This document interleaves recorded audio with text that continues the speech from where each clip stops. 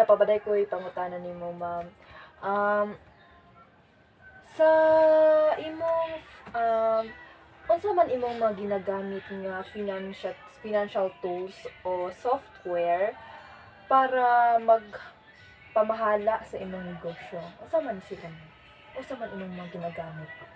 Financial tools ang Ang financial tools pwede po siya ma'am, like sa laptops, financial tools or na kay mga budgeting financial management kaya na kay plano nga naka-list dito naa ba dili kay mga kuan ana financial tools gawas sa imong kuan sa time sa imong gihatag sa imong negosyo. Effort nimo dapat monitor nimo imong negosyo sa pagpamaagi sa kuan or monthly nga kuan inventory para mahibaw-an nimo kung imong negosyo